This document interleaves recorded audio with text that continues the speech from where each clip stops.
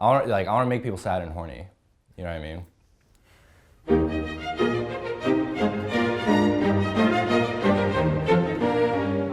I was actually having this conversation with someone like yesterday. Someone called me out on it. They were like, everything you do like revolves around sex, whether it's like positive or negative. So I think it is true. It's very important. Even in my music, there's still a very like nostalgic sexual vibe to it, which I intended to have. The sadness in sex, I'm still trying to figure out, and that's why I'm making these songs. I'm trying to come to a conclusion, whether it's good or bad. All the songs are skating like a middle line. It's either about like letting go, cheating, so, and like, you know, obviously there are other non-sexual themes that still have like a sexual vibe to it, but I'm still finding it out. I'm still one EP in. There's also a very loose spiritual, religious idea to it too, because there's songs like there's a song called Demons. It's all in the same circle of like, you know, sex, whatever, you know, drugs, guilt of, you know, if you're a religious person, the guilt that comes with that, and this constant struggle to be good. That's a theme of the EP too. You know, a bunch of dudes in their early 20s, you know what I mean? Actually, no, I was 18. Yeah, a bunch of 18-year-old dudes, you know, just fucking around. It was me and a couple friends in a room, and this was when, you know, EDM was like popping, like EDM trap was like coming in, you know what I mean? And so this new song comes on, like my friend's playing it, and I thought, oh, that's a like, it was like a cool / like funny song, you know what I mean? And I knew that. I was like, this is like it's a funky kind of thing, you know?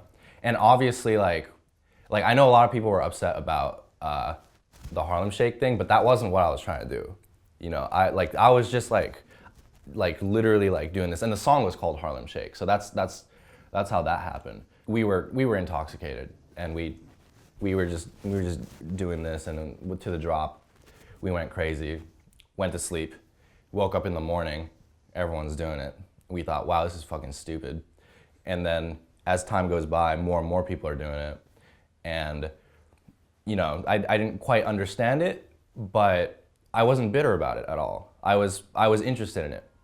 It was the first physical worldwide meme. Shout out to Hennessy, man. It goes down so smooth. The concept of the video for Will He is, I mean, it's open to interpretation. Like, it is what it is. It's abstract, and it could have a certain amount of meanings. I'm not gonna say. I knew that we needed to shoot it in film.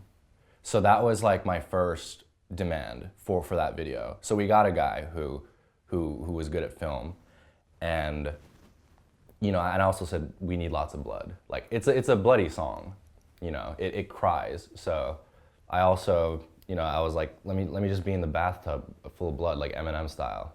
I actually peed in the tub because I couldn't get out because I would track blood through the whole studio. I was in there for like 7 takes. So the director was like, look, if you gotta pee, just pee. So like, I think in the video, like someone said you see the water go up like a tiny bit. I've taken inspiration from a lot of artists, and you might not hear it, but like there's always little bits. I started with like Radiohead. Radiohead, you know, actually like Korn, like Limp Bizkit when I was young. I was introduced to Shlomo, old Shlomo.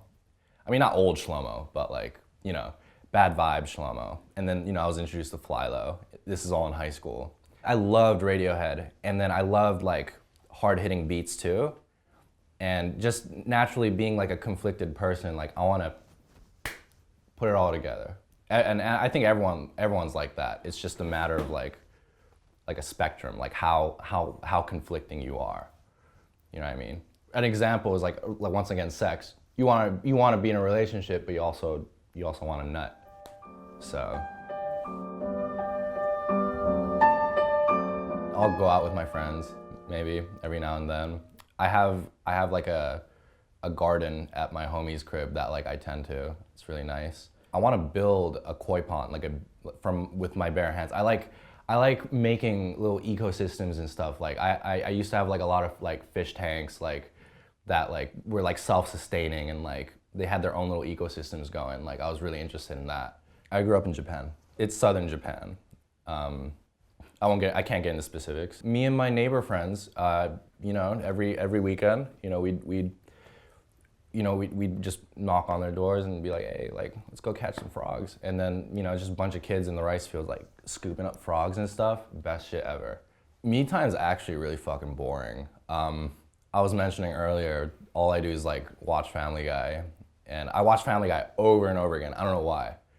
Like, I've seen the full thing.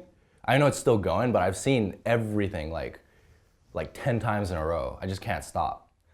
Like ever since I was in high school, the writing is fun and it's pretty witty. I gotta admit, and also it's just you can turn your brain off to it and sometimes I don't like to think, and I know a lot of people will resort to like drugs and stuff and like whatnot, and you know we all have our vices, but sometimes Family Guy is just more helpful for me.